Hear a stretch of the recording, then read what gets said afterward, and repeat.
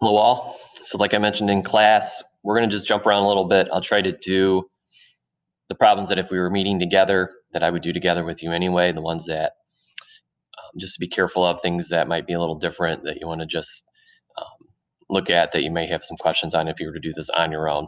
So number one, I think you're going to be fine on this front page. If you look at 2, 3, and 4, it's the same setup. You're going to do this parabola over that interval. So we want to first draw out the parabola.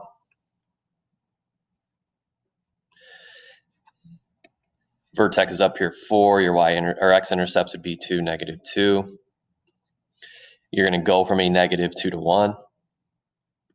And I want you to use 3 rectangles here, 3 inscribed rectangles there, and then over here you're going to use the 4. So for the one that I want to do, number 3 is the one that we're going to approach this with. So with all 3 of them, though, you're going to figure out what is our change in x, because that's always going to be your base. And the way we calculate that is the difference in the interval. So the interval is right here. So 1 minus the -2. In this case, I want you to use 3 rectangles, so we're going to go by ones. So I start at -2. I have to start at -2 because of this interval. I'm going to go to -1. That's my change in x of a 1, then the 0, and then to 1. So that makes, here's our base for rectangle number 1, base for rectangle number 2, and then our base for rectangle number 3. So we have the design set up so that we get our 3 rectangles. If we're now going to go through with 3 inscribed rectangles, I'm actually going to start over here, and you'll see why here in a second. But if I go up from this one, cover that first base, this gives me rectangle number 1.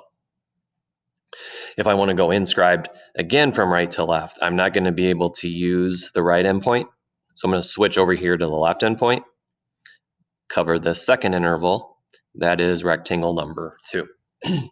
So now what you'll see in this next one, and if you did the optional little worksheet that I gave you earlier when we covered this stuff, what happens is I want to keep this inscribed. If I try to go up from the right endpoint here, so if I go up from the right and then move left to cover this interval, that's going to be a circumscribed rectangle. And again, since we're doing this one, we want it to be inscribed.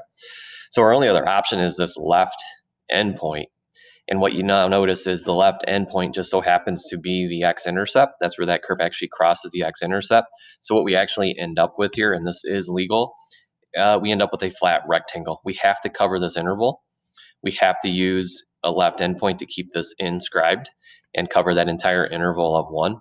So our third x value where you're going to use to figure out what our height would be is going to be that -2. So if we were to list these, if you recall how we wrote these, we use the subscript C sub 1, 2, and 3. This is our third rectangle right here, just going to be flat. So we're going to use the -2, the -1, skip 0, and then we've got to use the +1. We then set up our Riemann sum. We're doing 3 rectangles. We take basically the height times the base. Our base we know is going to be 1. The height is going to be our function, 4 minus x squared, which we really just write as 4 minus c sub k squared. And then all we're doing now is taking these values and plugging them in for c sub k. So this is c sub 1, 2, and 3 as we plug in the integers here, 1, 2, and 3. Plug them all in, you get the areas of your 3 rectangles, add them all up. Look at the answers we should be getting here. That should give us an answer of 6. That's our area. Clearly, this is an under approximation. We didn't even account really for this space, but even in the ones that we were able to draw rectangles for, we were losing area in here. So that's really the only one on the first page that I think you may have had an issue with. If you hadn't done that worksheet before, first time you're seeing where you actually have a flat rectangle. The rest on the first page, I think you'd be okay with. If we go to the second page, number 7, I'd like to do, you're given a velocity table. You're told that the velocity is measured in feet per second. The bike rider has a position of 15 feet at the time of 2. So when we first did these tables in 5.1, 5.2, we hadn't talked about initial conditions yet. We hadn't gotten into the plus C and the idea that we can have an initial amount before we take off. But in this case, we do. So this tells you at the time of 2, so notice where our table starts, right? And that's at the time of 2. We already have a position of 15 feet. So that's something to keep in mind. This table is a velocity table. A is asking you to use a right-hand Riemann sum. Riemann sum is just our right endpoint rectangles with 3 subdivisions to approximate the position of the bike rider at 8 minutes. So what we are trying to do is approximate the position of this guy. Keep in mind, he already had a position of 15 when he started to get timed at the time of 2. So as we go through this, just like we did for the first one on the front page and you would have done for all those rectangles, we want to figure out what is the base of all of these. That's our change in x, which in this case we'd actually call change in time, but if you use an x, not a big deal. The difference in the interval that we are covering, since we're going to do this whole table, we weren't told to go from one interval to the next, so we're going to cover the entire interval of 2 to 8. Would be 8 minus 2. I want 3 rectangles, so we get 6 over 3. We're going to be moving by 2s each time. So I would draw these in. We're going to start at 2, move over 2 seconds. That takes us to 4, rectangle number 1. Go another 2 seconds to 6. That's our second rectangle. And then we should finish at 8 with our third and final rectangle. We're doing right endpoints. So this for rectangle number 1 we're going to use. For rectangle number 2 we're going to use this value. And for rectangle number 3 we're going to use this value.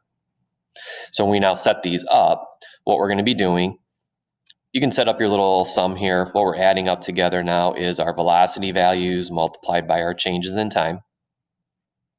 For rectangle number 1, we know that our change in time is going to be 2. You were given that at the beginning. And then the velocity value at the right endpoint should be 19. So we're going to plug in a 19 right there. When we go to our second rectangle, we know our change in time, or the base, is going to be a 1. Our velocity value at the right endpoint would be the 10. And then if I can squeeze this in, hopefully, we know our velocity value or base is going to be a 1. And then our change in time is going to be a 1. And then our velocity value at the right endpoint for this rectangle has to be 9. If we add these up, it gives us what, 38, 10, and then 9.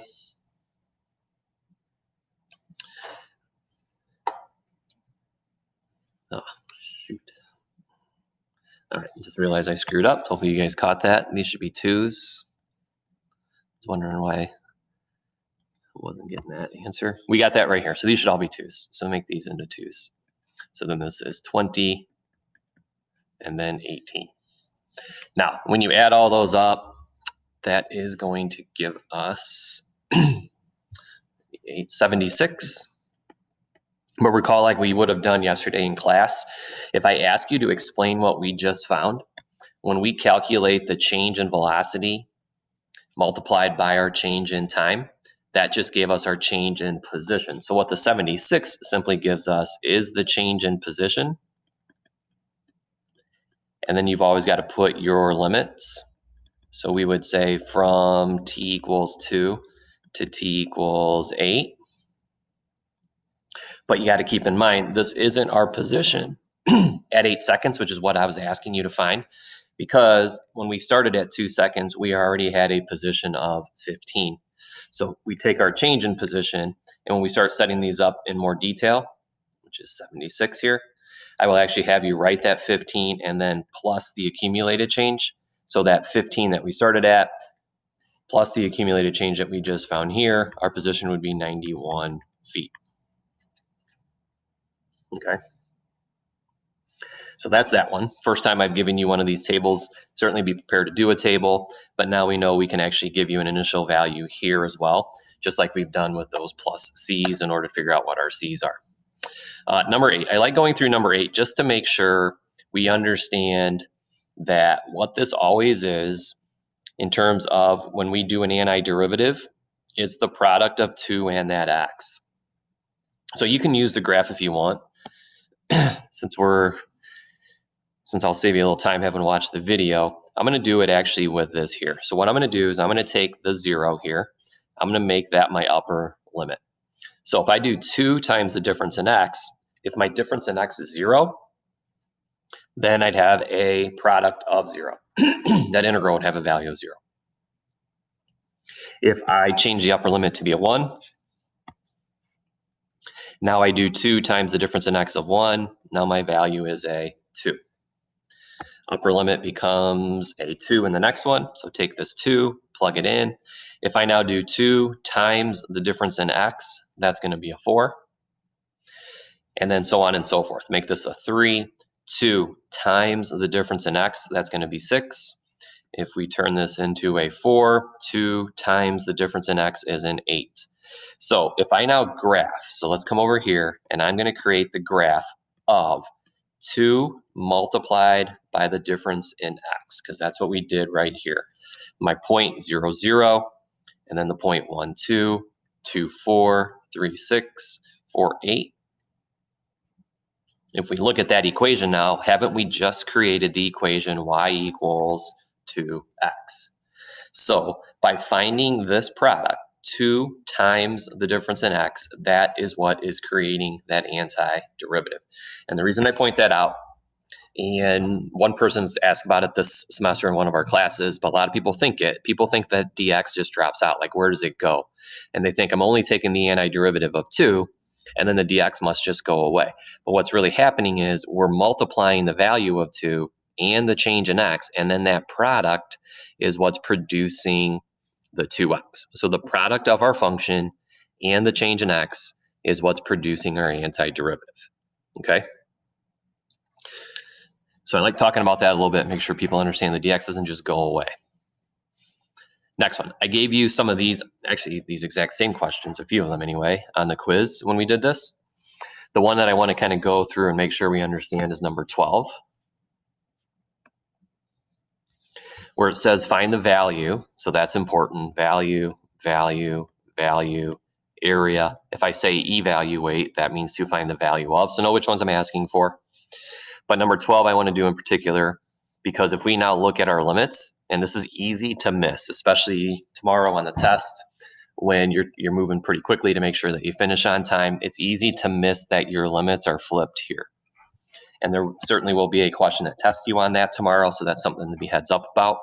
So if I go from, think C to A right now, we always read these left to right. So whenever we evaluate these, we're always talking left to right, just like you normally would count on a number line anyway.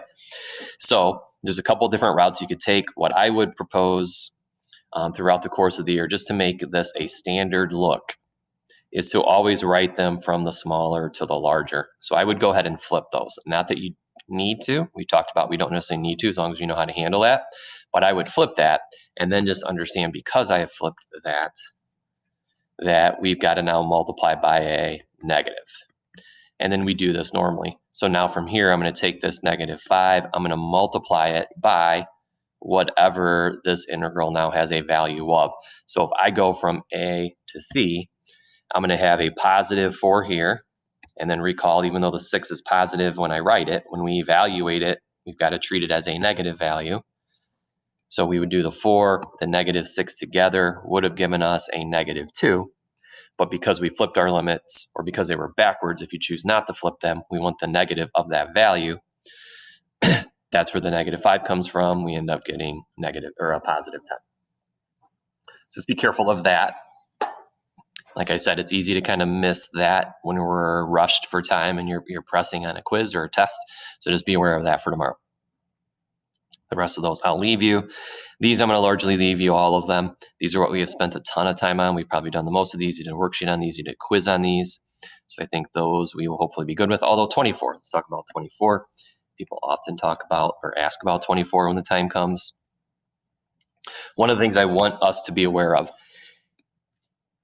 if I give you, and I mentioned this before to both classes, I believe, if I give you a sum, then we can just do the antiderivative of these separately. So I can do x² over 2, and then I go to the antiderivative of positive cosine, get sine of x, add your constant.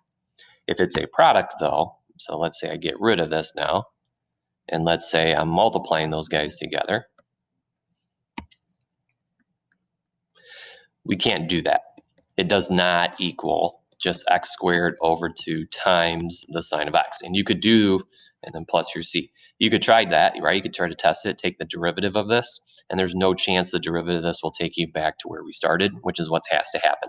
So this is a little bit different method that we don't do right now. So we can't do products. So if you look at number 24, you have a product. So because this is a product, somehow this has to clean up, similar to number 22. Fractions, somehow this has to clean up. So for 24, what we would just do is understand I can actually distribute here and understand what that means.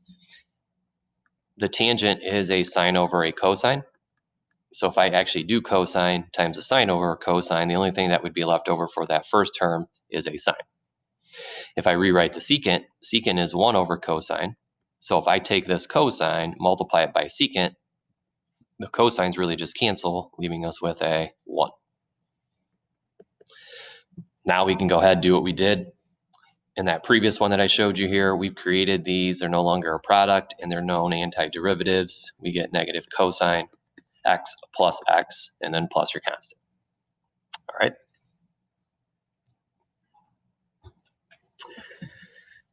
All right, next ones. Yeah, these should be able to do. Here's your velocity, here's your acceleration. Just want you to work backwards to find the particle's position. 27, you're just separating your variables, get your C, and then you have this point here that's going to allow you to figure out what your C is. So I'll leave you that. Okay, Euler's method. Again, nothing tricky about this. You will get 2 of these. Traditionally, I haven't actually written the test yet, but normally there's 2 different Euler's methods. So make sure you can get this. Let's kind of walk through this to make sure we understood how, since I don't tell you how many steps. If you're starting at 0, so that's the value that we know. So we know at x equals 0, we get a y value of 2. I want you to approximate the value at x equals 1. So we need to jump from an x value of 0 to an x value of 1. That's the interval we need to cover. And if we're going to do that with step sizes of 0.25, then you would need 4 steps. Okay. That's that. This says, look over the slope field sections, be able to draw them, all that. I actually added these. These are the ones that I added. I think I mentioned in the class, at least I plan to. So we'll talk about those in a minute. You won't find that on the one that's in your packet, but if you went to the one on Canvas, you could find it. Next problems. Definite integrals, average values. So what tends to happen with this? So just be very, very careful of this. People start to, now that we've done the average value of a function, people start to take every definite integral and they start to throw the little 1 over b minus a in front of it. So we only do that if it says the average value. Okay, so like for number 29, 29, and 32 are typically the ones people have issues with. This is another one where first, we do not do this. We only do that if you're asked to find an average value. All I want you to do right here is find the regular old value, evaluate the integral. So we don't throw that out in front.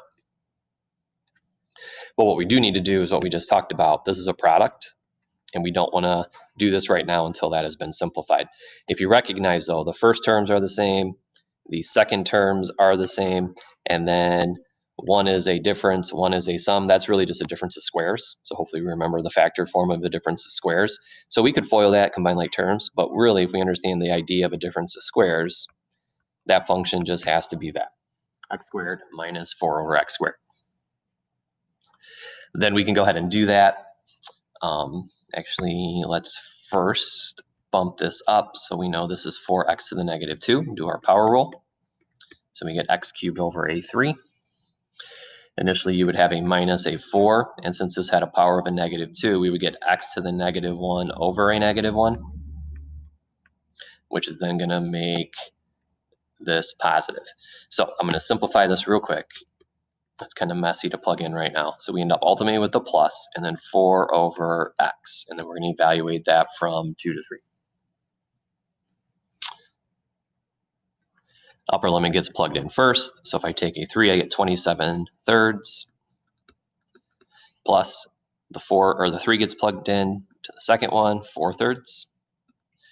Minus plug in your 2, that would give us 8 thirds plus 2. So initially we get a 31 thirds for the upper limit if we combine those like terms. Minus, this is 8 thirds plus what, 6 thirds plus 14 thirds. Just double check, should I get what, 17 thirds? Yeah, so 17 thirds. 32, the reason people usually have a question on this, this is not a derivative that we deal with a lot, so then the antiderivative isn't as obvious. But this is the one, this is an exponential function where it's going to repeat itself. So we're going to rewrite that 5 to the negative x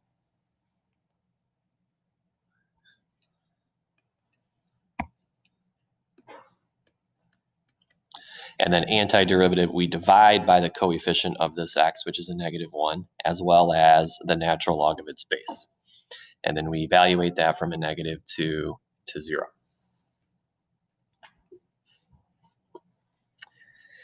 Up to you what you want to do. I'm going to pull these out. These are constants. So I'm actually going to pull those out and ignore them. So I'm going to pull out this 1 over a -ln of 5. And then all I'm going to be plugging into now then is the 5 to the -x. So upper limit gets plugged in. I would just get 5 to the -0, so 0, minus 5 to the -2. So this would become a +2. So I get this -1 over ln of 5. And then I have 1 minus 25, which is a -24. Multiply that by the -1 over ln of 25, and we should get 24 over ln of 5. Okay. 33. Now that you see this, the average value of a function, that is now when we set up our integral. So we're going to set this up from 0 to 4, integrating this function x squared dx. And if we want the average value of this parabola from 0 to 4, then we go ahead and put the 1 over b minus a out in front. Then we just finish that off as 1 over a 4. And then we do our antiderivative, x cubed over 3 from 0 to 4. So this coefficient, and again, you don't necessarily have to, but I'm going to. Just pull all this out. This is a 1 over 12. And then we're just plugging into x cubed. So we would get 64 minus a 0. What's that going to give us? It goes into those 4. So that 4, yeah, because we have 64 twelfths, so that should be 16 thirds. All right, when we reduce that. Okay. So just be careful of that. All right, and 33, 34, we're good. Now, 35, just understand, 33, 34, it says find the average value. That's why we're going to throw this guy out in front of everything. It's the only reason. 35 doesn't say this. You are going to get 1 or 2 of these tomorrow, so just be aware where I'm going to ask you to evaluate a definite integral, but what's going to happen is, and we did one of these in the notes, we don't know what that is. That's what we're going to try and solve for. Or I could also put a variable up here for one of our upper or lower limits and make you solve it that way. So in this case, we're going to do our antiderivative. So this is just x cubed plus x squared plus, and then now be very, very careful here. I promise you there are going to be people tomorrow who write this antiderivative as k squared over a 2. All right, so don't be one of those people. K is a constant. We are doing the antiderivative of x's. So this is a constant. So think if that was a 3, the antiderivative of 3 would be 3x. If it was a 6, the antiderivative of 6 would be 6x. So whatever this constant is, we would just get kx. And then we're going to evaluate that from 0 to 2, and then that's got to equal a 4. Throw in your upper limit. So if I took this 2 and plug it in, I'm going to get 8 plus a 4 plus 2k. That's our upper limit plugged in. Then we got to subtract, plug in your lower limit.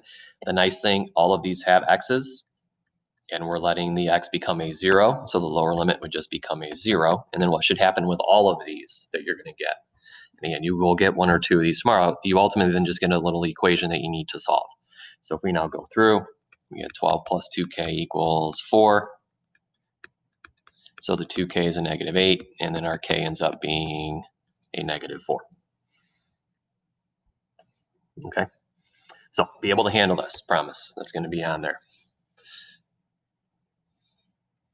All right, and then 36. So sketch a solution curve that passes through these points. So be able to do this. If I ask you to do this tomorrow with being able to draw on your computer with your mouse like I've had you do a few times, you would pick whatever point you are at. So if I sketch the solution curve that passes through the given points, this looks really weird. 0, 1. What happened to my graph here? Yeah, so here's 0, 1. All right, so an x is 0, and then the y is a 1. So plot that right here. And then we just want to sketch. If we look at where this was pointed, you can kind of see that this guy was pointed to this one pretty good. So we would connect these. to me, this one is not pointing to either one of these two. This one is probably pointing to, this would be the next one I would go to. And then this one points up in between the two in that next row. To me, this is now in the other direction pointing to here. And then it clearly is leveling off towards the x-axis. All right. So there'll be a little bit of an error involved if I have you do that, but just be careful. We want to follow that path nicely. I'll leave the others. Again, if you want to try them, check in with me Wednesday. Let me know what you think, or you can let me look at them and I can tell you what I think about those. Here's also what you're going to get tomorrow. So be able to do either or, because it's going to be multiple choice, most likely, where if I give you, here's a slope field, so you're given your slope field, you've got to now find the differential equation, or I'll give you the differential equation, you got to find the slope field. So be able to do either or. So in this one, there's different routes we can take. One of the things we've talked about, we haven't done this since, so these I do want to cover somewhat nicely, where one of the things that you can look at to answer this question is the idea that where does our slope equal 0? Where is your slope undefined? Those are things we want to look at. These are usually the easiest, and that's why this is an old AP question. And that's why they kind of took this option away from us. Because if we look at this, let's talk about where the slope is going to be a 0. So notice how if x equals 0 here and here and here and here and here, all of those tell us that our derivative value is going to be 0. So that's why if we look at over here at our graph, anywhere that our x value is 0, so up and down the y-axis, notice how all of these are flattening out and giving you a slope of 0 here. So while this is a nice way to look at it, it just is not going to help us out very much in this problem. Same with where the slope is going to be undefined. If I look here, y cannot equal a 0 in all of these, right? The y is in our denominator. So anytime y is a 0, so up and down the x, or across the x-axis, notice how our vertical lines here, our slopes are all undefined as we cross the x-axis. So they take those two options away from us. But those are definitely a couple of ways that we would want to go about this normally. The other place is think about your quadrants and what kind of signs do I get in each quadrant based upon this graph. And that actually is a nice way to go about this one. So if I look at this one here, if I'm just going to do x divided by y, I should always get positive slopes in the first quadrant, negative slopes in the second, positive slopes in the third, negative slopes in the fourth quadrant. All right, so if we now go through and look at all of that, let's look at this, positive, negative. All right, our issue is going to be here in the third quadrant. Notice how all the slopes in the third quadrant are negative. So that's going to allow us to say that A is not our answer. Well, letter B is, this is actually a nice one too. X squared over y squared, wouldn't this tell us that our slope is positive everywhere? And pretty clearly our slope, if you look at all those tick marks, our slopes are not positive everywhere. So we can get rid of that one pretty quickly. If we go to this next one, in the first quadrant, I do positive divided by a positive. Over here, my x is negative. I'm going to cube it, so that's going to be negative. My y is positive, so these should all have negative slopes. Down here, if I have a negative x and I cube it, and then I divide it by a negative, this would still tell us that we have positive slopes in the third quadrant, and that clearly does not happen, so we can get rid of this one. If I now go to letter D, this would still tell us we have positive slopes in the first quadrant.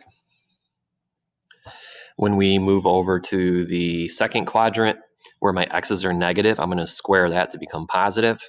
My y coordinates are positive here, right? Keep in mind, this is always a negative and a positive in terms of our points. So this in the second quadrant should tell us that our slope is positive. If you look at the graph over here, our slopes are not positive over there. That can't be our answer. Leaves us with E. E must be our answer. So let's just kind of go through and check. Certainly positive slopes in the first quadrant. If we then go to the second quadrant, we're going to cube the negative x coordinates. So that's going to remain negative. And then our denominator is always going to be positive, so that tells us our slope should be negative here. If we go into the third quadrant where they're both negative, I'm going to cube that, so it's going to be a negative over a positive, so that keeps our slopes negative in the third quadrant, which is good because that's what these are. And then our last one, where x's are positive, I'd have a positive in the numerator, and then I'm going to cube or square the negative y values. So this would tell us that my slopes over here are always going to be positive, so this is the combination that we are looking for. Now, that'll only work. Notice these are all positive slopes in quadrant 1, all negative, all positive. They won't all be able to be done that way, but in this case, it was an option.